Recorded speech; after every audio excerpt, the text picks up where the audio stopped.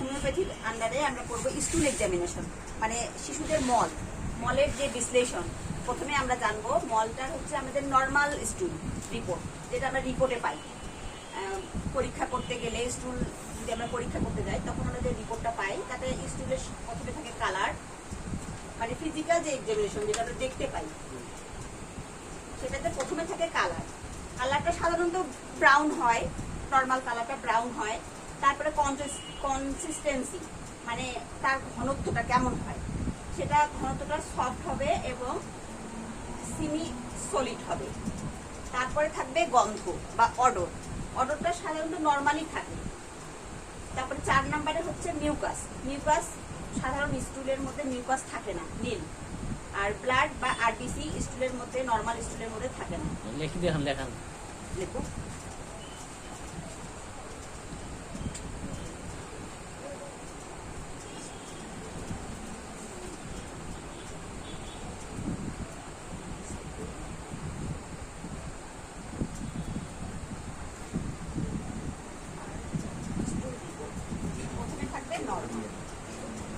Normal জানলে অ্যাবনর্মালটা লিখতে পারবো বাট বুঝতে পারবো। মানুষ দেখতেছে না না না না না এইটার প্রসারে দেখবেন যে মানুষ আস্তে আস্তে স্টুল এক্সামিনেশন নরমাল যদি আমরা করি তখন প্রথমে আমরা নরমালের পাবো ফিজিক্যাল এক্সামিনেশন, পিএস দিলাম শুধুমাত্র। ফিজিক্যাল এক্সামিনেশনে 1 নম্বরে থাকবে আমাদের কালার, COLOUR। কালার সাধারণত ব্রাউন, BROWN, সাধারণত ব্রাউন থাকে আমাদের স্টুলের কালারটা। 2 নম্বর হচ্ছে কনসিস্টেন্সি,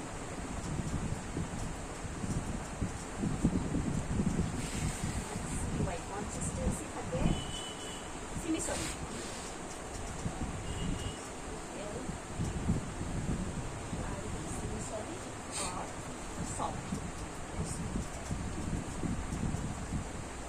3 নম্বর হচ্ছে স্টুলের আমরা গন্ধটা দেখবো, অডর। আর গন্ধ নর্মাল।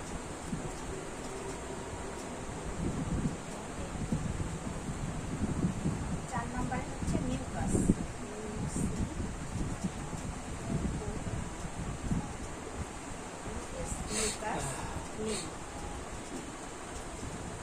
সমস্যা না থাকলে নিয়ে হ্যাঁ, আমি অ্যাবনর্মালটা আলোচনা করবো এটার পরে।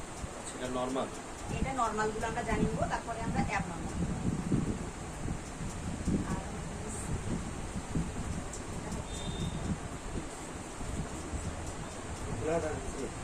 ব্লাড, মানে ব্লাডের মধ্যে তো আমরা পাবো, যদি মলের মধ্যে ব্লাড থাকে তাহলে আমরা আরবিসিটাই পাবো, কারণ আরবিসি হচ্ছে আমাদের গ্রানুলোসাইট।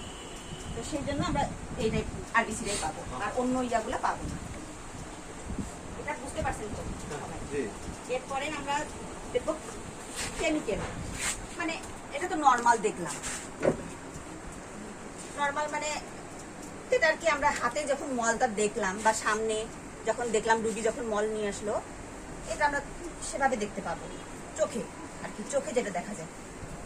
আর এর পরেরটা হচ্ছে আমাদের কেমিক্যাল, যেটা আমরা পরীক্ষাগারে পরীক্ষা নিরীক্ষা করলে আমরা জানতে পারবো। সেটা হচ্ছে CHEMICAL, কেমিক্যাল এক্সামিনেশন। কেমিক্যাল এক্সামিনেশনে 1 নাম্বার হচ্ছে বিলিরুবিন, যেটা আমরা আরবিসি বললাম, সেটা যখন কেমিক্যালে করতে যাবো তখন সেটা বিলিরুবিন আকারে আসবে।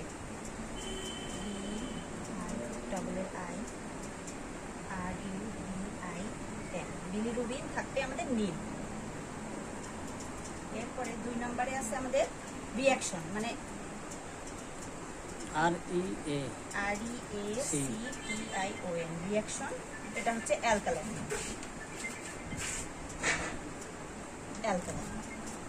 এটা যখন অ্যাবনর্মাল হয়ে যাবে তখন এটা অ্যালকালাইন না হয়ে এটা অ্যাসিডিক হইতে পারে, তারপরে বিভিন্ন হইতে পারে। এই দুইটাই তো হয় মূলত রিঅ্যাকশনটা। 3 নম্বর হচ্ছে পাস সেল। আমাদের মলের মধ্যে সাধারণত পাস সেলটা থাকে না, CEL, এই পাসেল অর্থ হচ্ছে পুস। পায়খানার মধ্যে এই পুসটা আমাদের সম্ভবত থাকে না। যদি আমাদের পায়খানাটা নর্মাল থাকে, শিশুদের পায়খানা যদি নর্মাল থাকে, তাহলে আমরা পুসটা পাবো না। কিন্তু যখন সেটা অ্যাবনর্মালের দিকে যাবে, তখন কিন্তু সেখানে আমরা পাসেল পাবো। 4 নাম্বার হচ্ছে প্রোটোজোয়া। পজিটিভ লেখা থাকবে। প্রোটোজোয়া নীল মানে হচ্ছে প্যারাসাইট, যেগুলো আমাদের মলের মধ্যে কৃমি থাকে, কৃমি বা বিভিন্ন ধরনের প্যারাসাইট যেগুলা, সেগুলো আমাদের সাধারণ স্টুলের মধ্যে থাকে না। কিন্তু যখনই সেটা অ্যাবনর্মাল হয়ে যায়, তখনই তার মধ্যে আমরা প্রোটোজোয়া পাবো। পজিটিভ থাকবে। 5 নাম্বার হবে ভেজিটেবল সেল। VEGETABL, আজকে আমি ফার্স্ট লিখতেছি ইয়াতে বোর্ডে। কি বলে ব্যাপার আমি ভালো করে, আপনি তো এখন কি ইমুর তো ইমুর হিংসা ধরে দিলেন। এখানে হচ্ছে Vegetable এই cell? যে ভেজিটেবল সেল, এটা হচ্ছে আমাদের উদ্ভিদের যে সেলুলোজ অংশটা, থাকবে না, প্রেজেন্ট থাকবে। যেটা আমরা আমাদের অন্ত্র কিন্তু এটা হজম করতে পারে না। থাক এই শাকসবজি এটার কিন্তু অংশ, সেলুলোজ এই অংশটা থাকবে। মানে ভাঙ্গা ভাঙ্গা অংশ, এটা কিন্তু আমাদের মলের মধ্যে থাকবে। থাকবে, এটা হচ্ছে প্রেজেন্ট। এটাই স্বাভাবিক। হ্যাঁ, আমরা যদি শাকসবজি খাই, আমরা দেখি মলের মধ্যে সেটা থাকে এবং হ্যাঁ। মলটাকে সেটা নরম করতে সাহায্য করে। সাহায্য করে, হ্যাঁ। আর হচ্ছে mucous muscle fibre, MUSCLE muscle fibre, FIBERS muscle fibre, এটা হবে নীল। মাসেল ফাইবার বলতে যখন আমাদের মলটাকে যখন অ্যামিবিক কৃমি থাকলে ইয়া থাকে, কৃমি থাকে বা ব্যাসিলারি ইয়া হয়, আমাদের আমাশয় হয়, তখন সেটা ইয়া থেকে ওই মিউকাসটা। অন্ত্র থেকে মিউকাসটাকে ইয়া করে, মাসেলটাকে একদম ভেঙে ভেঙে নিয়ে আসে, যার কারণে মানে এটা এটা এই মাছের মাসেল মধ্যে এইভাবে থাকে, এই যে এরকম।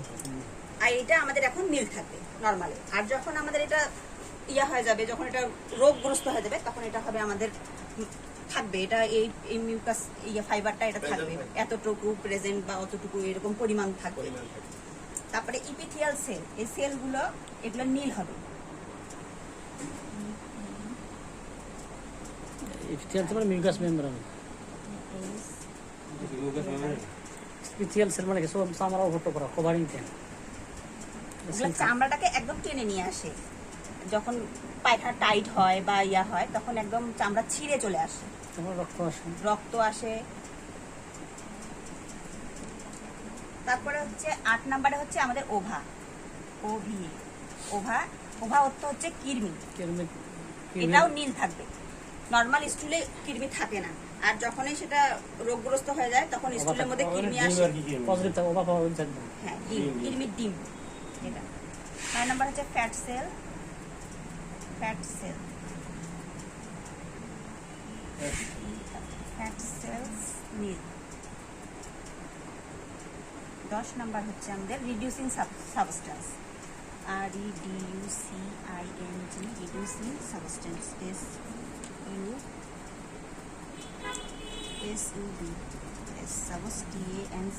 সাবস্টেন্স, এটাও নীল থাকবে।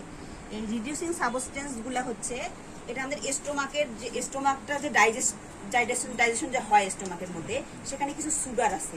এই সুগারটা হচ্ছে আমাদের রিডিউসিং সাবস্টেন্স, যেটা কি সুগারটা আমাদের এগুলোকে কমায় দেয়, মলটাকে যে একদম এতগুলা মলকে আমাদের এতটুক করে দেয়। এই সুগারটা, এটা হচ্ছে রিডিউসিং সাবস্টেন্স, ওটা ওর মধ্যেই আর পাওয়া যাবে না। যখন মলটা চলে যাবে, তখন এটা নর্মাল স্টুলের মধ্যে পাওয়া যাবে না। আর যখন অ্যাবনর্মাল হয়ে যাবে, তখন এটা থাকবে, থেকেই যাবে, তখন ভর্তি গামলা টয়লেট হবে। এটাই হচ্ছে খায় কম, টয়লেট বেশি করে। হ্যাঁ, এটা গেল আমাদের নর্মাল। প্রথমে ছিল ফিজিক্যাল, তারপরে হচ্ছে কেমিক্যাল। প্রথমে এটা আমরা চোখে দেখতে পাই, নর্মালি যখন আমরা ডাক্তারের চেম্বারে রুগী আসে তখন দেখতে পাই। আর কেমিক্যালটা হচ্ছে আমরা যখন পরীক্ষাগারে পরীক্ষা করতে দিই, তখন এই 10টা আমাদের রিপোর্টে আসে। এগুলা অ্যাবনর্মালিটি এখন আমরা জানি।